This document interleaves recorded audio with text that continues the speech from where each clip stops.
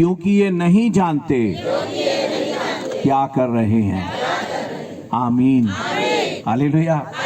उसने पहले करके दिखाया, फिर हमको प्रभु की सिखाई प्रार्थना हम बोल, जैसे हमने अपने अपराधियों को क्या किया है। हम बहुत बोलते हैं लेकिन क्षमा नहीं करते। सालों हो गई बात नहीं कर रहे हैं एक दूसरे से। सास से बहू बात नहीं कर रही है, ननद से भाभी बात नहीं कर रही है, दुआ कर रहे हैं दोनों मिलके। हम जैसे अपने अपराधियों को क्या करते हैं। एक बार 4 दिन की सभा में मैं एक परिवार में रुका था, पति पत्नी को संतान नहीं थी। वो दोनों जो थे वो आपस में बात नहीं करते थे। 4 दिन हो गए, अंतिम दिन मैंने पूछा, सिस्टर आप लोग एक दूसरे से बात क्यों नहीं करते।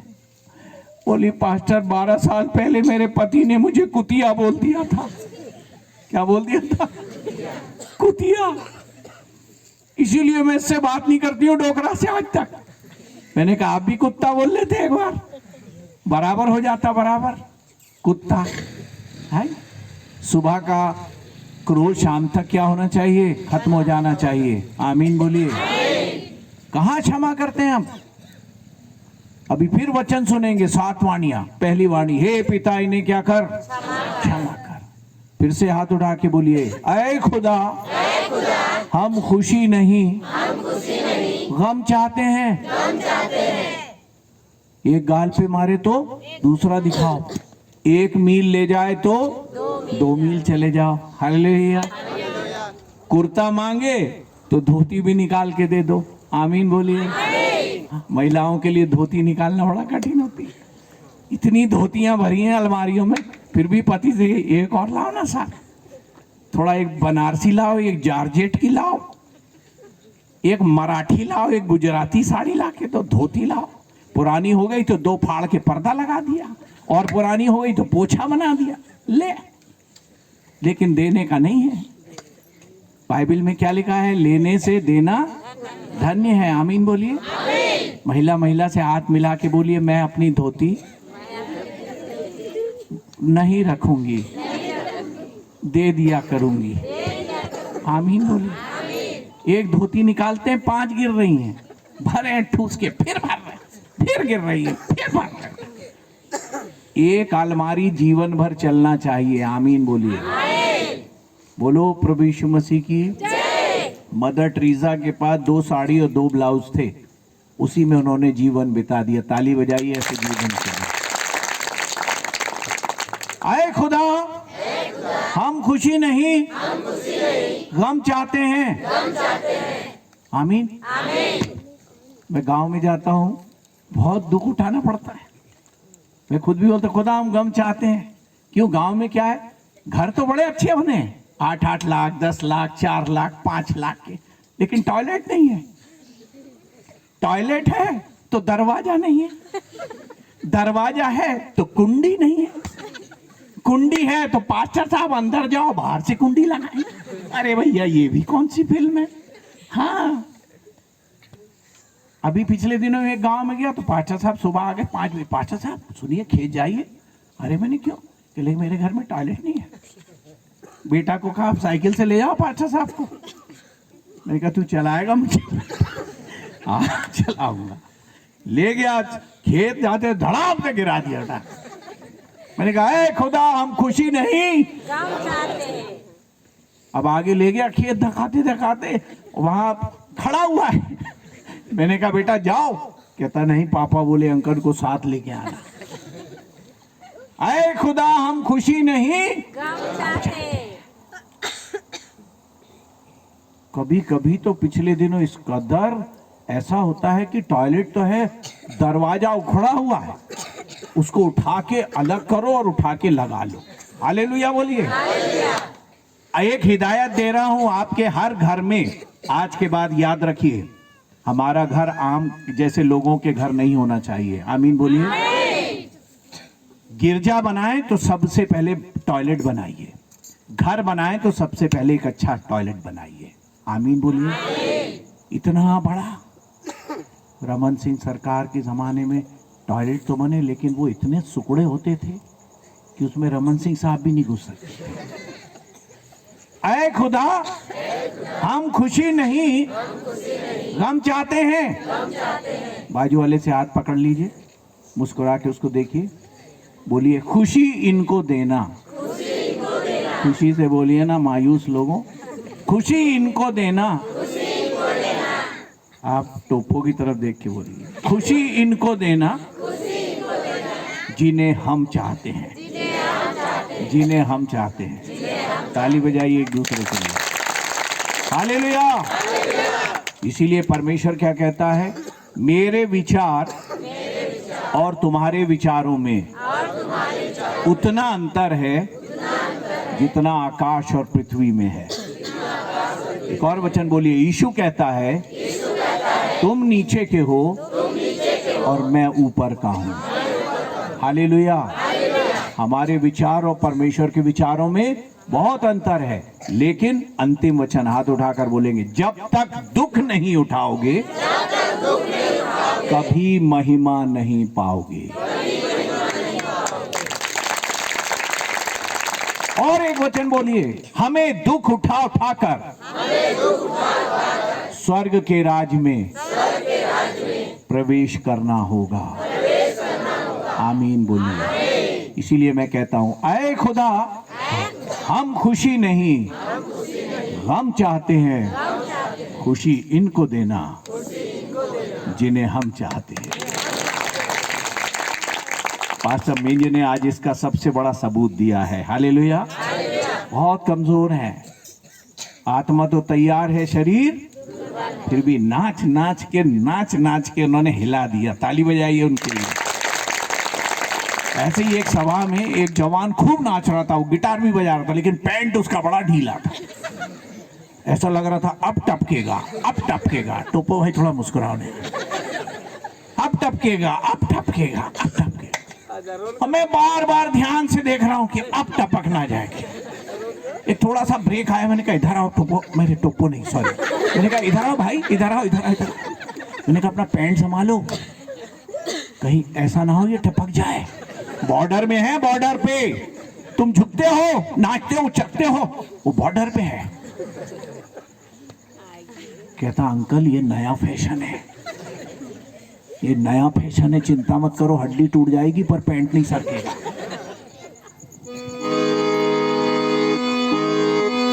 मसीहा ने सूली उठाई न होती, हमारी तुम्हारी रिहाई न होती। गाइए जितने लोग गाने का शौक रखते हैं। मसीहा ने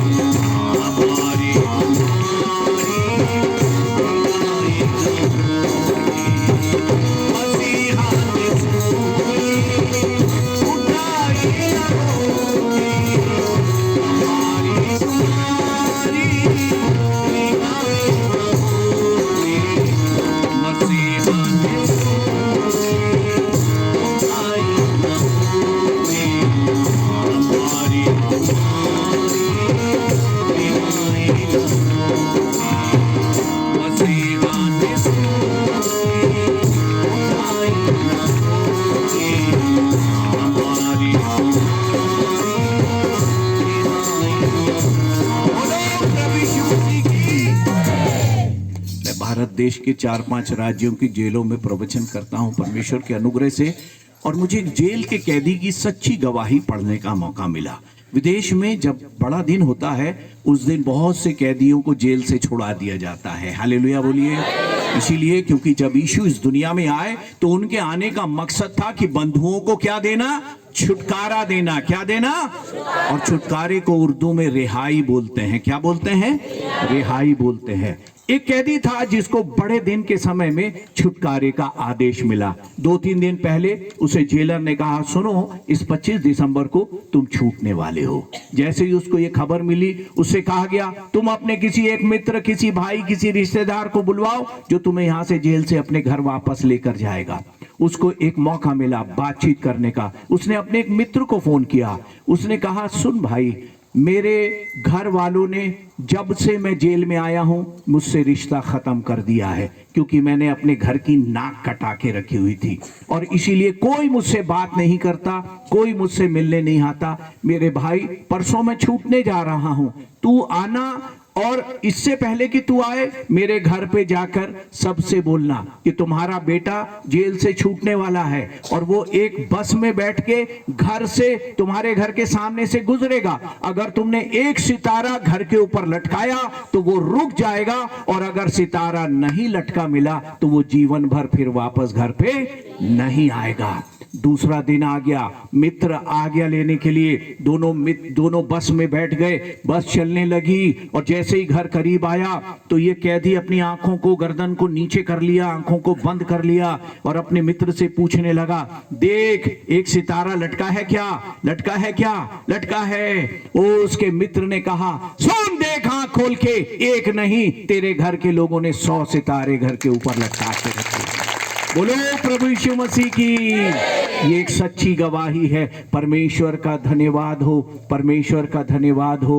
एक सितारा नहीं, 100 सितारा एक कैदी को बचाने के लिए काफी था, लेकिन स्वर्ग से जो यीशु आया, पूरब दिशा से आया, जो सितारा चमका, उस पर जिसने विश्वास किया, अनगिनत लोगों ने रिहाई पाई। बोलो प्रभु यीशु मसीह की।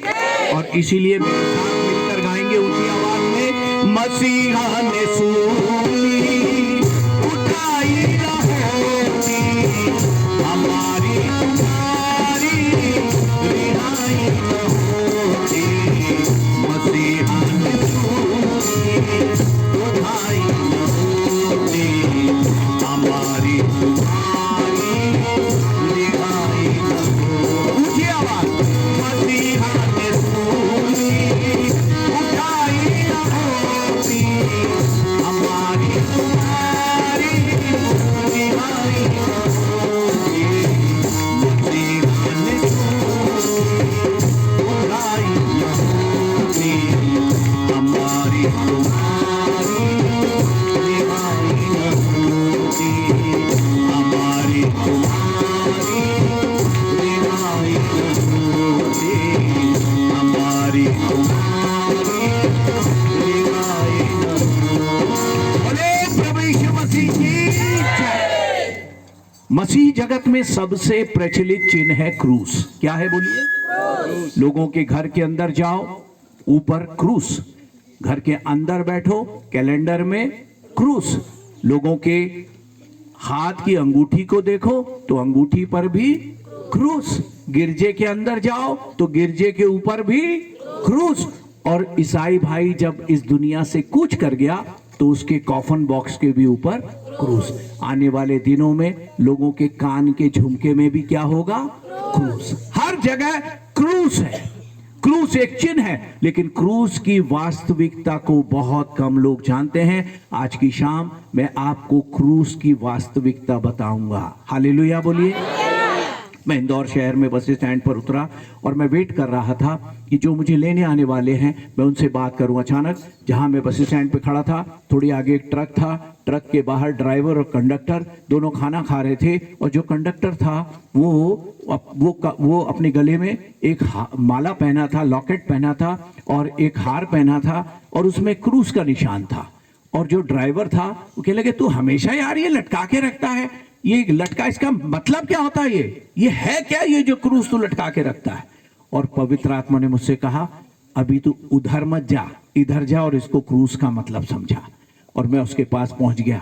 मैंने कहा तुम लोग खाना खा लो 5 मिनट, उसके बाद सुन ड्राइवर, ये तो तुझे नहीं बताएगा, लेकिन मैं तुझे आज की इस समय में पूरे क्रूज का अर्थ समझा दूंगा। हालेलुया। तो खाना खाने के बाद मैंने ड्राइवर से कहा, मैंने कहा सुन, ये जो क्रूज है ना, ये केवल एक चिन्ह है, एक संकेत है। आमीन बोलिए। सबसे पहली बात, आज के बाद जब भी आपकी नजर में क्रूज आए तो सबसे पहले अपनी असलियत को देखिए। किसको देखिए? अपनी। मैं कितना घमंडी, कितना पापी, कितना बड़ा चुगलखोर से हमारा परमेश्वर कहता है, हे सब थके हुए लोगों मेरे पास आओ, जो प्यासा है मेरे पास आओ, जो भूखा है मेरे पास आओ, जिसके पास रुपया नहीं है मोल लेने के लिए वो भी मेरे पास आओ। परमेश्वर हमेशा व्यक्ति को अपने करीब बुलाता है। हालेलुया बोलिए। जो उसके करीब आएगा, अपने गुनाहों से तौबा करेगा, उस पर विश्वास करेगा, निश्चित रीति से परमेश्वर कहता है आज ही तू मेरे साथ स्वर्ग लोक में होगा। हालेलुया। डाकू की बात चली तो याद आया, एक बार एक ऐसी ही सभा थी, उसमें एक जवान बहुत उचक रहा था, बहुत ज्यादा अपने आप को एक्टिव बता रहा था, बहुत धर्मी बता रहा था। सभा के बाद पास्टर जो मुख्य वक्ता थे उन्होंने पूछा, सुनो तुम अपने आप को बहुत धर्मी दिखाते हो, बताओ तुम्हारा बपतिस्मा हो गया? क्या लगा, अंकल डाकू का अभी तो नहीं हुआ था, मेरा भी नहीं हुआ है। अच्छा दशवांश देते हो? अरे डाकू ने भी तो नहीं दिया सर, इसीलिए मैं भी नहीं देता हूं। आराधनालय जाते हो? अरे डाकू भी कहां गया था सर, आ गया हूं, ये तो विशेष सभा है तो इसलिए आ गया हूं यहां पर। अच्छा ये बताओ गवाही देते हो? डाकू ने भी कहां गवाही दी? प्रचारक ने कहा, सुनो वो तो मरता हुआ डाकू था, तुम जीवते डाकू हो। तुम कैसे डाकू हो? जीवित डाकू हो। बच्चन हाथ उठाकर बोलिए, जो परमेश्वर के भवन में दशवांश नहीं देता वो डाकू है। आमीन बोलिए। जो ईमानदारी से दशवांश देता, अपने बाजू वाले से हाथ मिला के बिल्कुल ईमानदारी से मुस्कुरा के बोलिए, मैं डाकू नहीं हूं। मुस्कुरा के बोलिएगा, नहीं तो आपकी चोरी पकड़ में आ जाएगी। हालेलुया। बोलो प्रभु यीशु मसीह की। आगे जाने से पहले, मसीहा ने सूली उठाई होगी, हमारी तुम्हारी निभाई होगी। मसीहा ने सूली उठाई होगी, हमारी तुम्हारी निभाई होगी, हमारी तुम्हारी निभाई होगी। उसे जालिमों ने हंसी में उड़ाया, कांटों का ताज उसे पहनाया। उसे जालिमों ने हंसी में उड़ाया, कांटों का ताज उसे पहनाया। मसीहा की जग में हो, मसीहा की जग में हंसाई न होती, हमारी तुम्हारी रिहाई न होती, हमारी तुम्हारी रिहाई न होती। मसीहा ने सूली उठाई होगी, हमारी तुम्हारी रिहाई न होती। मसीहा ने सूली उठाई होगी, हमारी तुम्हारी रिहाई न होगी, हमारी तुम्हारी रिहाई न होगी। बोलो प्रभु यीशु मसीह की। लोगों को बताइए, क्रूस वो स्थान है जहां पर मनुष्य की असलियत का पता चलता है। आमीन बोलिए। आदम की सच्चाई, आया हूं कहां से, कहां जा रहा हूं मैं, बगैर किसी उम्मीद के जिए जा रहा हूं मैं, कितना हूं मैं अजीब के सब कुछ जानकर भी गुनाह पे गुनाह किए जा रहा हूं मैं। और मुझे मालूम है कि ये कोई गिजा नहीं, फिर भी बीड़ी सिगरेट और शराब पिए जा रहा हूं मैं, और करता रहा हूं उम्र भर तीरथ की यात्रा, और बगैर टिकट सफर किए जा रहा हूं मैं, और उल्फते मसीहा पाक की ठुकरा के अपने किए ही की सजा पा रहा हूं मैं। ये है वो सलीब, वो क्रूस जो हमारी औकात को बताती है। दूसरी बात, परमेश्वर हमेशा अपनी बाहें फैलाए हुए इंतजार करता है। पक्षी जो अपने घर से निकलते हैं शाम को वापस लौटकर आ जाते हैं, परमेश्वर भी इंतजार करता है कि हर मनुष्य जो खो गया है, भटक गया है, परमेश्वर के पास वापस लौट सके। आमीन बोलिए। तीसरी बात, जिन्होंने उस त्रिएक परमेश्वर पर विश्वास किया है, डाकू के समान उनके लिए स्वर्ग में स्थान है। आमीन बोलिए। और जिस किसी ने विश्वास नहीं किया है, उसका अपमान किया है, याद रखिए चौथा सिरा नीचे की तरफ इशारा करता है। किस तरफ इशारा करता है? और वो स्थान है अधोलोक। क्या है बोलिए? लाजर मरा तो ऊपर स्वर्गलोक में गया। हालेलुया बोलिए। और धनवान नीचे कहां गया? अधोलोक में, क्योंकि एक ने परमेश्वर पर भरोसा किया, विश्वास किया, और दूसरे ने परमेश्वर का इनकार किया। इसीलिए याद रखिए चौथा स्थान क्या है? नीचे अधोलोक है। और अधोलोक वो जगह है जिसकी प्यास कभी बुझती नहीं है, जिसकी आग कभी बुझती नहीं है, जहां कीड़े ओढ़ना है और केंचुए बिछाना होते हैं। ये हकीकत है और ये सच्चाई बाइबल बताती है। बोलो प्रभु यीशु मसीह की जय। चंद और बातें बताने से पहले ऊंची आवाज में गाएंगे। मसीहा ने सूली उठाई हमारी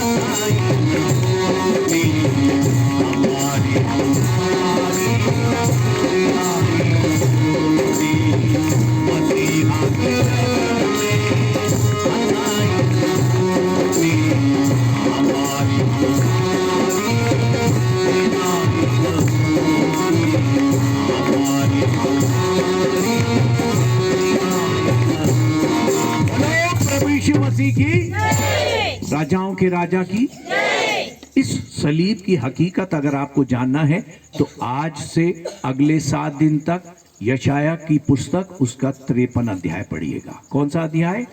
अंग्रेजी में बोलते हैं आइजाया चैप्टर 53। 53 अध्याय पढ़िएगा। वहां पर आरंभ में क्या लिखा है? वचन के वचन रूपी बीज को अपने हृदय में लिया है तो आप जीवन भर प्रचार करते रहेंगे। एक बार और ताली बजाइए वचन के लिए।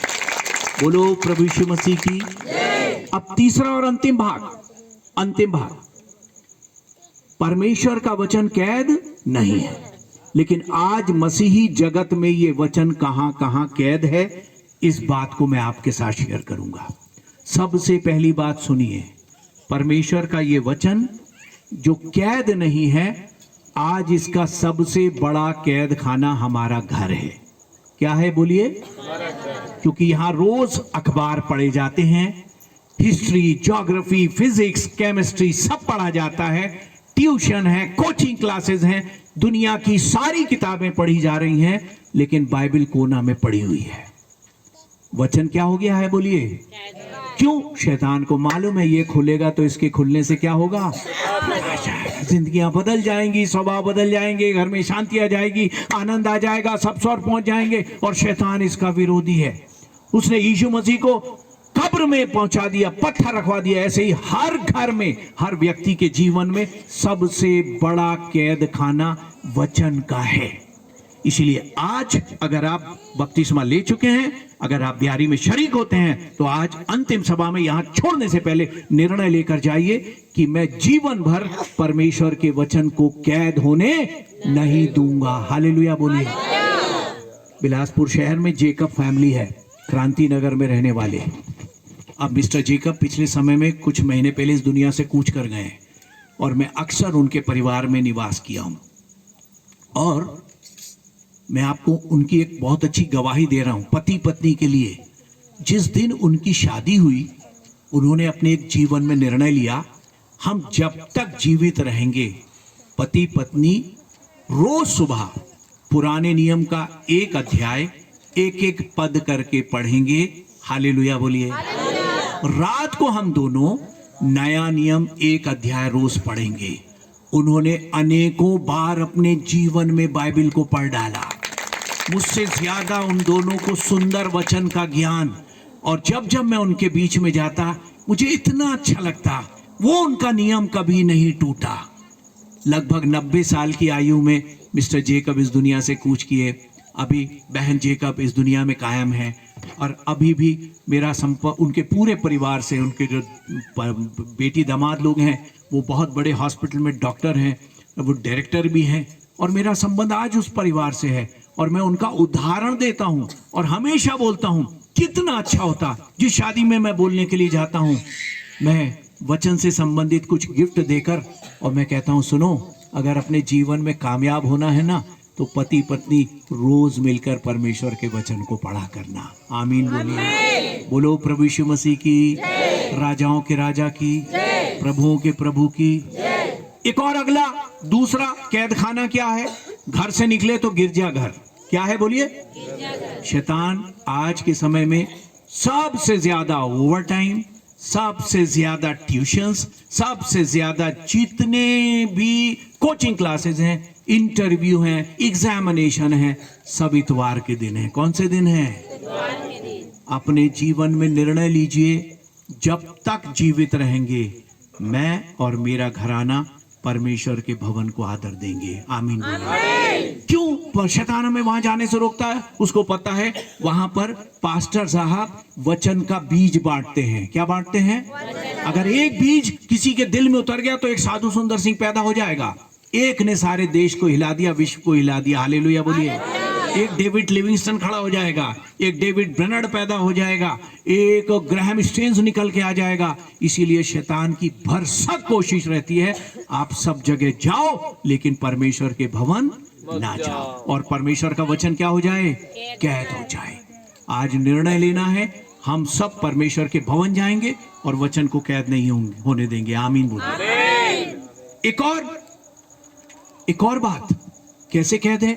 बहुत से लोग हैं जिनको वचन का बहुत अच्छा ज्ञान है, अनेकों बार बाइबल पढ़ चुके हैं, खूब पढ़े हैं, लेकिन पढ़ाने की हिम्मत नहीं है। उन्होंने भी वचन को क्या कर दिया है? कैद कर दिया है। एक बुजुर्ग व्यक्ति से मेरी बात हुई, वो बोले मैंने अपने जीवन में 70 बार बाइबल पढ़ी है ब्रदर। मैंने कहा परमेश्वर आपको आशीष दे, आपने बहुत अच्छा काम किया। लेकिन मैंने कहा शैतान भी कहीं आपसे थोड़ा खुश है। तो वो एकदम झुंझला गए, कहने लगे क्यों? मैंने कहा इसीलिए क्योंकि आपने 70 बार पढ़ा लेकिन 70 लोगों को सुनाया नहीं है। आपने वचन को क्या कर दिया है?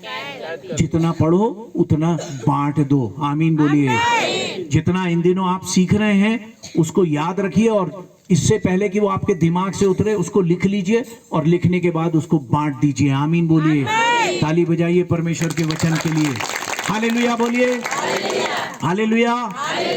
परमेश्वर का वचन है, ऐसा भी कह दे, हमने परमेश्वर के वचन को भागों में बांट दिया है, टुकड़ों में बांट दिया है। अंग्रेज लोग आए, बहुत अच्छा काम किया उन्होंने, ताली बजाइए उन लोगों की सारी खूबियों के लिए। बहुत अच्छे गिरजे बनाए उन्होंने, सब कुछ बनाया। लेकिन उन्होंने क्या किया? मार्टिन लूथर साहब आए तो लूथरन चर्च बना दिया, जॉन वेस्ली आए तो वेस्लियन चर्च बना दिया। इससे लोग टुकड़े टुकड़े हो गए। क्या हो गए बोलिए? मसीह शेर है और हम सब एक हैं। ताली बजाकर धन्यवाद दीजिए परमेश्वर को। आज चर्च टुकड़ों में बढ़ गया है, बहुत सारे टुकड़ों में बढ़ गया है। और इस तरह से परमेश्वर का वचन क्या हो गया है? जो मेन लाइन चर्च वाले हैं वो पेंटिकॉस्टल वाले से नहीं मिलते, पेंटिकॉस्टल वाला सीएनआई वाले से नहीं मिलता। वो अपने आप को कहते हैं हम बौद्ध धर्मी हैं, ये कम धर्मी हैं, हम भाषाएं बोलते हैं, ये भाषाएं नहीं बोलते हैं। जैसे एक समय था, एक पौलुस का था, एक हन्ना का था, एक कैफा का था, आज भी टुकड़े टुकड़े हैं। ये पास्टर अलग, वो पास्टर अलग, कुल मिला के परमेश्वर का वचन क्या हो गया है? कैद हो गया। अगर हम सब एक साथ मिलके परमेश्वर के वचन को प्रचार करेंगे, परमेश्वर का वचन फैलता चला जाएगा। बोलो प्रभु यीशु मसीह की, राजाओं के राजा की, प्रभुओं के प्रभु की। एक और कैद खाना है।